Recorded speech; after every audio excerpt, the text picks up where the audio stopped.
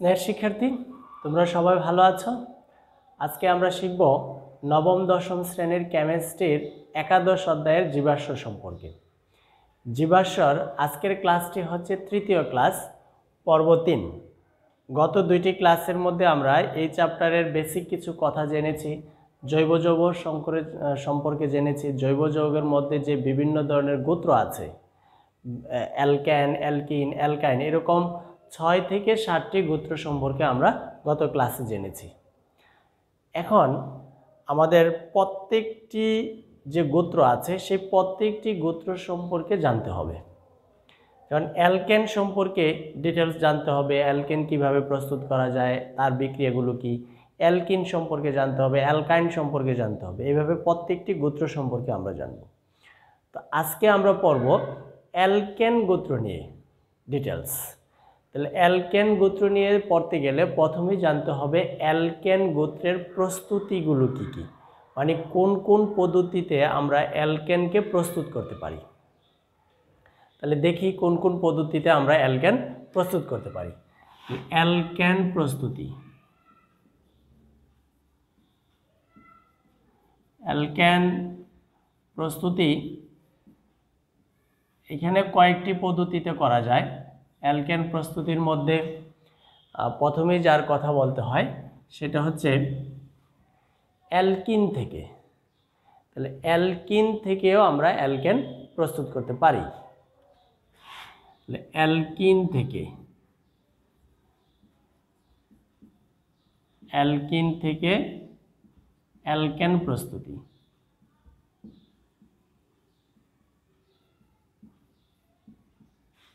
Alkyne থেকে alkane যদি আমরা প্রস্তুত করতে যাই তো বিক্রিয়ার একটা বর্ণনা দিতে হয়। বর্ণনাটা হচ্ছে এরকম যে অ্যালকিনের সাথে যদি হাইড্রোজেন যোগ করি, হাইড্রোজেন যোগ করে নিকেল প্রভাবকের উপস্থিতিতে 180 থেকে 200 ডিগ্রি সেলসিয়াস তাপমাত্রায় উত্তপ্ত করলে অ্যালকিন তখন অ্যালকেনে পরিণত হয়ে যায়। তো আমাদের উদ্দেশ্য হচ্ছে অ্যালকেন তৈরি করা। তো এই বর্ণনাটার বিক্রিয়াটা হচ্ছে এরকম যে CH2 দ্বিবন্ধন CH2, তার সাথে যুক্ত করব হাইড্রোজেন, উপস্থিত থাকতে হবে নিকেল প্রভাবক, আর তাপমাত্রা হচ্ছে 180 ডিগ্রি থেকে 200 ডিগ্রি সেলসিয়াস তাপমাত্রায়। যৌগটা তৈরি হয়ে যাবে তখন CH3CH3, এই যৌগটার নাম হচ্ছে ইথেন। আর আমরা শুরু যেটা দিয়ে করলাম সেই যৌগটার নাম হচ্ছে ইথিন। বিক্রিয়ার কৌশলটা যদি আমরা দেখি যে কিভাবে এই বিক্রিয়াটা কমপ্লিট হলো, এই জায়গায় অ্যালকিনের যে দ্বিবন্ধন আছে এই দ্বিবন্ধনের মধ্যে একটা বন্ধন হচ্ছে পাই বন্ধন, সেটা ভেঙে যায় আর নিকেল প্রভাবক এবং তাপমাত্রার কারণে এখানে H2 আছে। এই H2 এর মধ্যে এই জায়গাটাকে আমরা H লিখতে পারি, হাইড্রোজেনটাকে।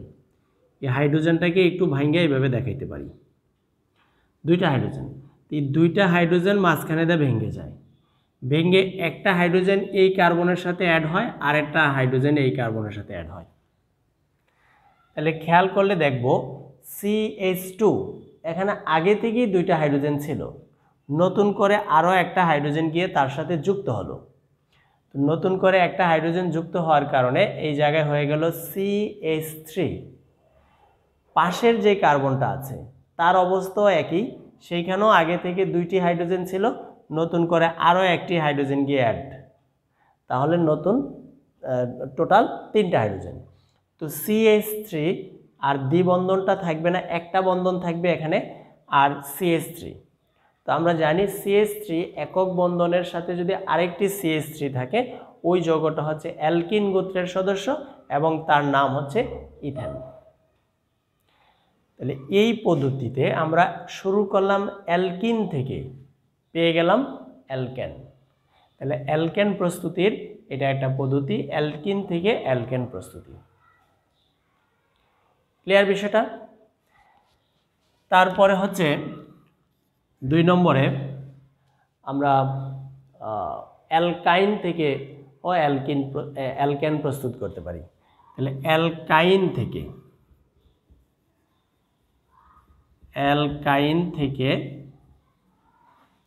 অ্যালকেন প্রস্তুতি।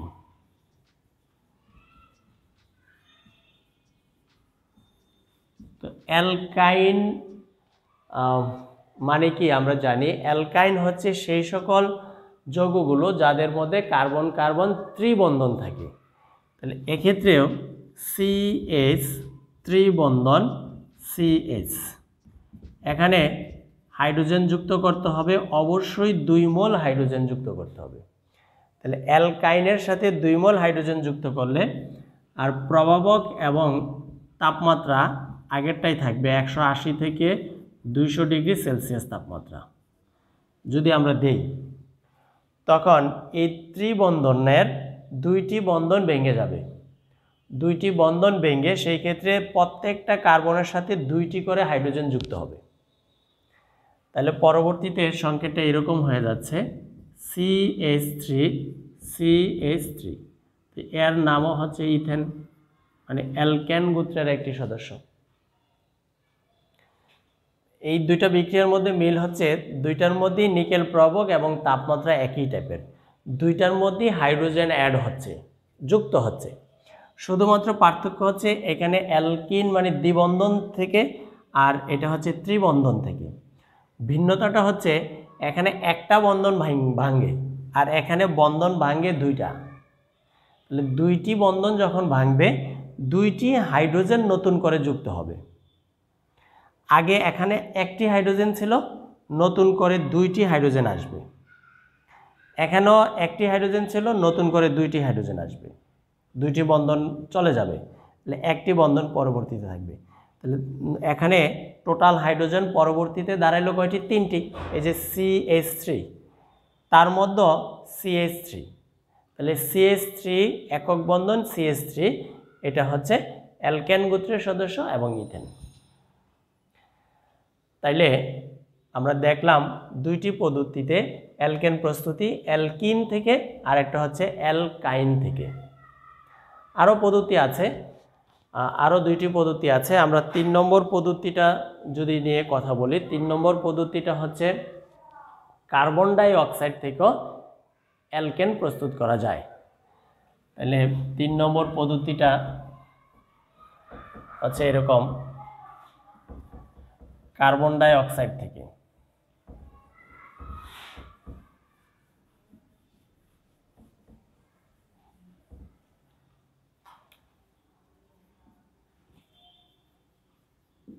কার্বন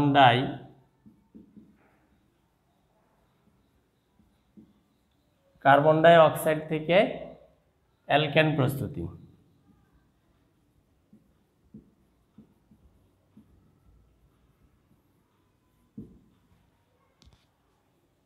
এক্ষেত্রে বিক্রিয়ার বর্ণনাটা হচ্ছে যে কার্বন ডাই অক্সাইডের সাথে হাইড্রোজেন যোগ করব, আর সেই ক্ষেত্রে যদি তাপ দেওয়া হয় এবং নিকেল প্রভাবক দেওয়া হয়, তাহলে কার্বন ডাই অক্সাইড হাইড্রোজেনের সাথে বিক্রিয়া করে অ্যালকেন তৈরি করে। তাহলে বিক্রিয়াটা হচ্ছে কার্বন ডাই অক্সাইড এর সাথে হাইড্রোজেন, নিকেল প্রভাবক লাগবে, তাপমাত্রা লাগবে 250 ডিগ্রি সেলসিয়াস। তাহলে বিক্রিয়ার বর্ণনাটা হচ্ছে নিকেল প্রভাবকের উপস্থিতিতে 250 ডিগ্রি সেলসিয়াস তাপমাত্রায় কার্বন ডাই অক্সাইডের সাথে যদি হাইড্রোজেন যোগ করি, তাইলে অ্যালকেন তৈরি হয়ে যায়, অর্থাৎ মিথেন তৈরি হয়ে যায়, আর সাথে তৈরি হয় পানি। তো মিথেন প্রস্তুত হওয়ার জন্য এখানে হাইড্রোজেন আরও বেশি লাগবে। বিক্রিয়াটা যদি আমরা সমতা করি, সমতা করলে এখানে 4 অণু হাইড্রোজেন দিতে হবে, তাহলে মিথেন হবে, আর এখানে 2 অণু পানি তৈরি হবে। জৈব যৌগের ক্ষেত্রে বিক্রিয়ার সমতা যদি পারি আমরা দিব, আর না পারলে সমতা করার নিয়ে খুব বেশি টেনশন করার দরকার নেই, সমতা ছাড়াও আমরা নম্বর পেতে পারি। তাহলে সমতা, অনেক বড় বড় বিক্রিয়ার সমতা করতে গেলে অনেক সময় লাগবে, এগুলো নিয়ে এত দুশ্চিন্তা করার কিছু নাই। যদি পারি সহজে বিক্রিয়ার সমতা দিয়ে দিব, আর না পারলে এইভাবেই থাকবে। তবে প্রত্যেকটা সংকেত মানে বিক্রিয়ক এবং উৎপাদ যেটা তৈরি হবে এবং যাদের থেকে আমরা তৈরি করতে চাচ্ছি, ওই বিষয়গুলো যাতে আমাদের শুদ্ধ হয়, সঠিক হয় সেই বিষয়টা খেয়াল রাখতে হবে। ক্লিয়ার? তারপর আরেকটি পদ্ধতিতে আমরা অ্যালকেন প্রস্তুত করতে পারি, যেটা হচ্ছে সবচেয়ে বেশি ইম্পর্টেন্ট। ওই পদ্ধতিটা হচ্ছে ডিকার্বক্সিলেশন পদ্ধতিতে। ডিকার্বক্সিলেশন পদ্ধতি 4 নম্বর পদ্ধতিটা ডিকার্বক্সিলেশন পদ্ধতি। ডিকার্বক্সিলেশন পদ্ধতিতে অ্যালকেন প্রস্তুতি। তাহলে ডিকার্বক্সিলেশন পদ্ধতিতে অ্যালকেন প্রস্তুতি, এই ক্ষেত্রে আমরা যদি অ্যালকেন প্রস্তুত করতে চাই তাহলে কি দিতে হবে, সেখানে বিক্রিয়াটার বর্ণনাটা হচ্ছে এরকম যে জৈব অ্যাসিডের সোডিয়াম লবণের সাথে সোডিয়াম হাইড্রোক্সাইড যোগ করে চুনের উপস্থিতিতে যদি তাপ দেওয়া হয়, চুন বলতে ক্যালসিয়াম অক্সাইড, এর উপস্থিতিতে যদি তাপ দেওয়া হয় তাহলে জৈব অ্যাসিডের লবণ থেকে একটা কার্বন কমে গিয়ে অ্যালকেন তৈরি হবে। এই যে কার্বন কমে যায় সেটাই হচ্ছে ডিকার্বক্সিলেশন পদ্ধতি। তাহলে বিক্রিয়াটা আগে আমরা লিখি, তারপরে এটাকে নিয়ে আরও ডিটেলস কথা বলবো। যেমন CH3COONA,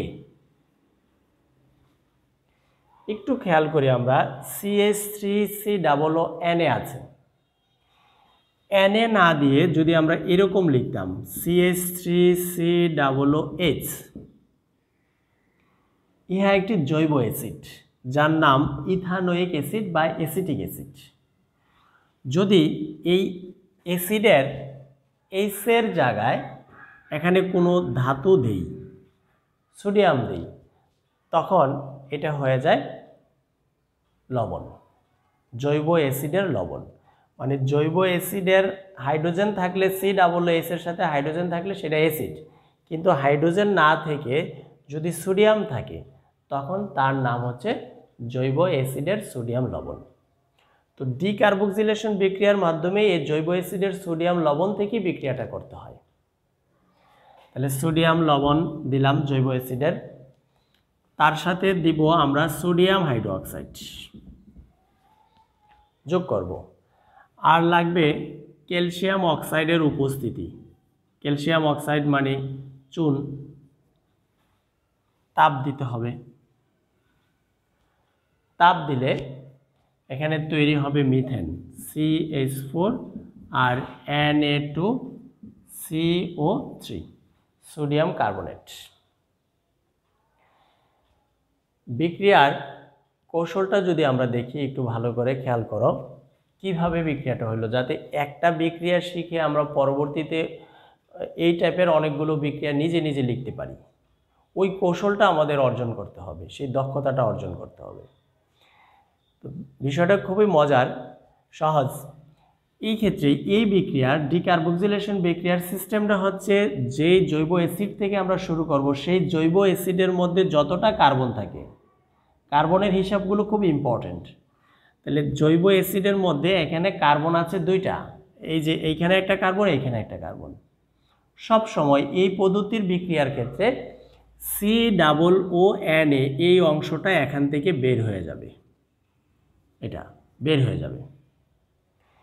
COONA এই অংশটা যদি বের হয়ে যায় তাহলে এই জায়গায় রইল কি CH3। এখানে সোডিয়াম হাইড্রোক্সাইডের মধ্যে যে একটা হাইড্রোজেন আছে, ওই হাইড্রোজেনটা এই জায়গাতে আইসা অ্যাড হয়।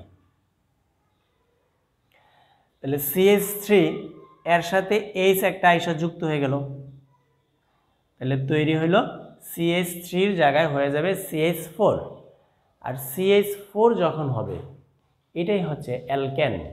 অর্থাৎ নির্দিষ্ট করে যদি এটার নাম বলি, ওই যৌগটার নাম হচ্ছে মিথেন। তাহলে মিথেন তৈরি হয়ে গেল। আর COONA এই অংশটুকু সোডিয়াম হাইড্রোক্সাইডের হাইড্রোজেন চলে আসার পর আর যে অংশটা রইল ওই অংশের সাথে একসাথে যুক্ত হবে। তাহলে সোডিয়াম এখানে একটা, এখানে একটা, দুইটা সোডিয়াম, এই যে Na2 হয়ে গেল। আর কার্বন এখানে একটা, দুইটা অক্সিজেন, এই জায়গায় একটা অক্সিজেন, তিনটা অক্সিজেন কার্বনের সাথে, তাহলে সেটা হচ্ছে সোডিয়াম কার্বনেট। ক্লিয়ার? তো বিক্রিয়াটার নাম ডিকার্বক্সিলেশন বিক্রিয়া কেন হইল? ডিকার্বক্সিলেশন, আমরা ডি কথাটাকে অনেক জায়গায় কোনো শূন্যতা, বিয়োজন বুঝাইতে আমরা ব্যবহার করি। যেমন ডিহাইড্রেশন একটা শব্দ আছে, খুব পরিচিত শব্দটা আমাদের কাছে। ডিহাইড্রেশন মানে হচ্ছে কি পানি শূন্যতা, হাইড্রেশন মানে হচ্ছে পানি, আর ডিহাইড্রেশন মানে হচ্ছে পানির শূন্যতা। কারোর মধ্যে যদি পানির অভাব দেখা দেয় কারোর শরীরে, তখন আমরা তাকে বলি যে সে ডিহাইড্রেশনে ভুগতেছে। তাহলে ডিহাইড্রেশন, ডি শব্দটা ওই যে হাইড্রেশনের আগে ডি আসছে, মানে পানির অভাব বোঝাচ্ছে।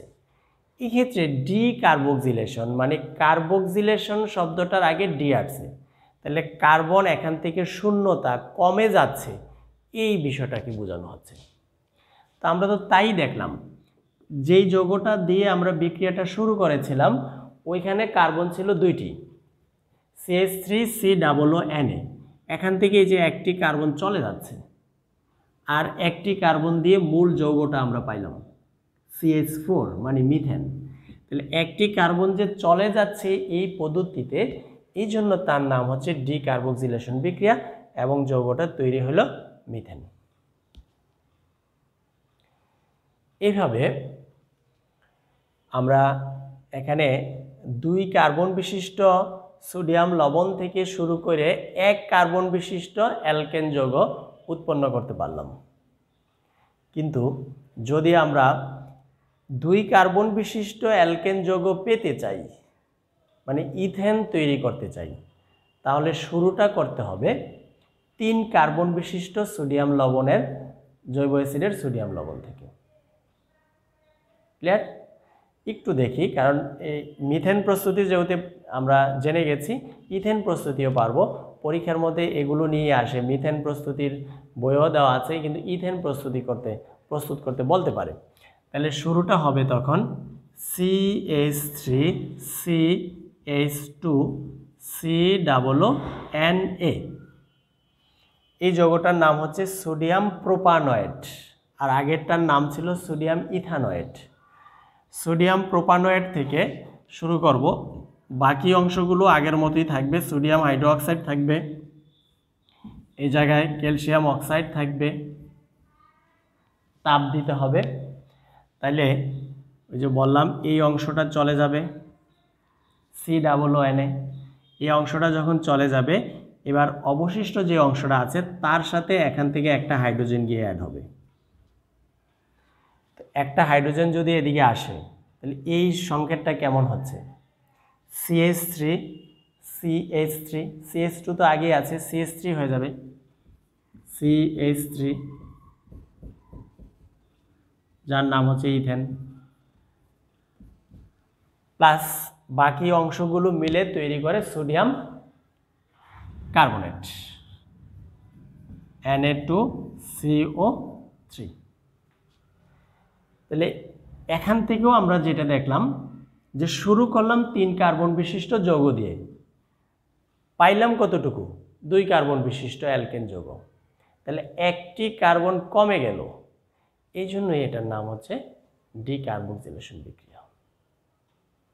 ক্লিয়ার? তাইলে 4টা ভিন্ন ভিন্ন পদ্ধতিতে আমরা অ্যালকেন প্রস্তুতি শিখলাম। একটা 1 নম্বরে ছিল অ্যালকিন থেকে শুরু করতে হবে, 2টা ছিল অ্যালকাইন থেকে শুরু করব, 3 নম্বরে কার্বন ডাই অক্সাইড থেকে, 4 নম্বর হচ্ছে ডিকার্বক্সিলেশন বিক্রিয়া থেকে। ডিকার্বক্সিলেশন বিক্রিয়াটা শুরুটা হয় জৈব অ্যাসিডের সোডিয়াম লবণ থেকে, এবং এখানে একটি করে কার্বন কমে যায়। তো পরীক্ষায় যদি অ্যালকেন প্রস্তুতি আসে, তাহলে আমরা যে কোনো একটা পদ্ধতি দিয়ে শুরু করলেই হবে, আর যদি নির্দিষ্ট করে দেয় তাহলে ওই পদ্ধতিটাই অ্যাপ্লাই করতে হবে। ক্লিয়ার ব্যাপারটা আমাদের কাছে? আচ্ছা, এই তো গেল অ্যালকেনের প্রস্তুতি নিয়ে কথা। এবার অ্যালকেনের কিছু ধর্ম আছে, বৈশিষ্ট্য আছে। বৈশিষ্ট্যগুলো হচ্ছে অ্যালকেনের ধর্ম দুই ধরনের, ভৌত ধর্ম এবং রাসায়নিক ধর্ম। ভৌত ধর্ম হচ্ছে অ্যালকেনের ভৌত ধর্মটা কার্বন সংখ্যার উপরে নির্ভর করে, অর্থাৎ কার্বন যদি কম হয়, 1 থেকে 4 কার্বন বিশিষ্ট অ্যালকেন হয়, যেমন মিথেন, ইথেন, প্রোপেন, বিউটেন, তাদের ভৌত ধর্ম হচ্ছে গ্যাসীয়, মানে স্বাভাবিক অবস্থায় তারা গ্যাস। আর যদি 5 থেকে 15 কার্বন বিশিষ্ট অ্যালকেনগুলো হয়, যেমন প্যান্টেন, হেক্সেন, এভাবে শুরু করে 15 কার্বন বিশিষ্ট। আমরা যদিও জানি 10 কার্বন বিশিষ্ট অ্যালকেন, কিন্তু 10-এর পরেও আরও অনেক অ্যালকেন আছে, ওগুলো আমাদের খুব একটা কাজে লাগে না, এই জন্য আমরা শিখি নাই। 10 পর্যন্ত আমরা প্রত্যেকেই জানি, ডেকেন পর্যন্ত। তাইলে 15 কার্বন বিশিষ্ট যে অ্যালকেন, 5 থেকে 15 কার্বন বিশিষ্ট যে অ্যালকেন, তাদের ভৌত ধর্ম হচ্ছে তরল। আর 16 থেকে এর অধিক কার্বন বিশিষ্ট যে অ্যালকেন আছে, তাদের ভৌত ধর্ম হচ্ছে কঠিন। ক্লিয়ার? তারপরে হচ্ছে অ্যালকেনের রাসায়নিক ধর্ম। অ্যালকেনের রাসায়নিক ধর্ম, অ্যালকেন একটি সম্পৃক্ত হাইড্রোকার্বন, তার মধ্যে কার্বন এবং কার্বনের সাথে একক বন্ধন আছে, এই যে এই কার্বনের সাথে এই কার্বনের একক বন্ধন, এবং যতটা হাইড্রোজেন তার থাকার কথা সর্বোচ্চ পরিমাণে সে হাইড্রোজেনের সাথে যুক্ত আছে। এই কারণে অ্যালকেন যৌগগুলোকে বলা হয় সম্পৃক্ত হাইড্রোকার্বন, এবং তারা সহজে বিক্রিয়ায় অংশগ্রহণ করতে চায় না। এই যে এই প্রবণতার কারণে, সহজে যেহেতু রাসায়নিক বিক্রিয়ায় অংশগ্রহণ করতে চায় না, এই প্রবণতার কারণে অ্যালকেনগুলোকে বলা হয় প্যারাফিন যৌগ। প্যারাফিন, প্যারাফিন শব্দের অর্থ হচ্ছে যে বিক্রিয়ার প্রতি তাদের আসক্তি কম। প্যারা মানি কম, এফিন হচ্ছে আসক্তি, তাহলে বিক্রিয়ার প্রতি তাদের আসক্তি কম। তাহলে অ্যালকেনগুলোকে বলা হয় রাসায়নিকভাবে তাদের বিক্রিয়া করার প্রবণতা কম, তাই বলা হয় প্যারাফিন।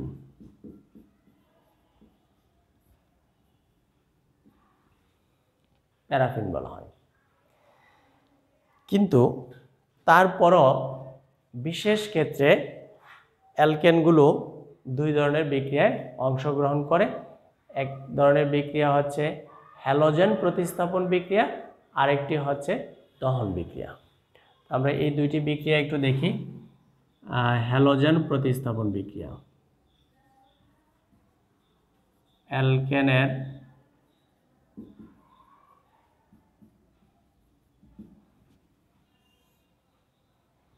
বিক্রিয়া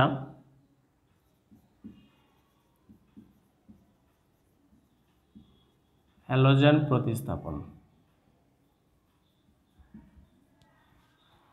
CH4 এর সাথে যদি আমরা ক্লোরিন দেই এবং প্রখর সূর্যালোকের মধ্যে, ইউভি মানে আল্ট্রাভায়োলেট রে, তখন এই CH4 এর মধ্যে যে 4টি হাইড্রোজেন আছে, 4টি হাইড্রোজেন থেকে একটি হাইড্রোজেন সরে গিয়ে একটি ক্লোরিন যুক্ত হবে, তাহলে হয় CH3Cl এবং HCl। এটার নাম হচ্ছে মিথাইল ক্লোরাইড। পরবর্তীতে এই CH3Cl এটা ক্লোরিন ইউভি এর সাথে যুক্ত হয়ে CH2Cl2HCl তৈরি করে, অর্থাৎ আরেকটি হাইড্রোজেনকে সরাই দেয়, ক্লোরিন গিয়ে CH2 হয়ে যায়, যার নাম হচ্ছে ডাইক্লোরোমিথেন। পরবর্তীতে এই ডাইক্লোরোমিথেন আরেকটি ক্লোরিনের সাথে যুক্ত হয়ে হয় CHCl3HCl, যার নাম ট্রাইক্লোরোমিথেন অথবা ক্লোরোফর্ম। এই ক্লোরোফর্ম একটি চেতনানাশক পদার্থ, এটা অনেকেরই অজ্ঞান করার জন্য, বিভিন্ন প্রাণীকে চেতনাহীন করার জন্য এটা ব্যবহার করা হয়। তারপরে হচ্ছে CHCl3, এই ক্লোরোফর্মের সাথে যদি আমরা আরও ক্লোরিন যুক্ত করি এবং একই থাকবে, পরিবেশ থাকবে, তখন টেট্রাক্লোরোমিথেন প্রস্তুত হয়। অর্থাৎ সবগুলো হাইড্রোজেনই ধাপে ধাপে এখান থেকে বের হয়ে যাবে, এই যে টেট্রাক্লোরো। তাহলে এই যে হ্যালোজেন মানে ক্লোরিন দিয়ে হাইড্রোজেনকে প্রতিস্থাপন করা হয়, এই জন্য এটাকে বলা হয় হ্যালোজেন প্রতিস্থাপন বিক্রিয়া। আর আরেকটি বিক্রিয়া আছে, সেটা হচ্ছে দহন বিক্রিয়া। দহন মানে পোড়ানো। তো যে কোনো অ্যালকেনকে, এগুলো সহজ বিক্রিয়া। দহন বিক্রিয়া 2 নম্বরে, এটা আমরা প্রতিদিন যে রান্নাবাড়া করি মিথেন গ্যাসকে পোড়াই, এটাই দহন বিক্রিয়া হচ্ছে। তো এটা অক্সিজেনের উপস্থিতিতে যদি তাপ দেওয়া হয় তাহলে কার্বন ডাই অক্সাইড, জলীয় বাষ্প এবং অন্যান্য যে শক্তি আছে, তাপ শক্তি, আলোক শক্তি ইত্যাদি শক্তি তৈরি হয়। এটাই হচ্ছে দহন বিক্রিয়া। তাহলে আমরা দেখলাম যে অ্যালকেন সচরাচর বিক্রিয়ায় অংশগ্রহণ করতে চায় না, কিন্তু তারপরও বিশেষ ক্ষেত্রে এরা 2 টাইপের বিক্রিয়া করে, হ্যালোজেন প্রতিস্থাপন আর একটা হচ্ছে দহন বিক্রিয়া। তো এই ছিল অ্যালকেন সম্পর্কে আমাদের ডিটেলস জানার বিষয়। তো পরবর্তী ক্লাসে আমরা অ্যালকিন সম্পর্কে জানবো, অ্যালকাইন সম্পর্কে জানবো। তো আজকে এই ছিল আমাদের ক্লাস।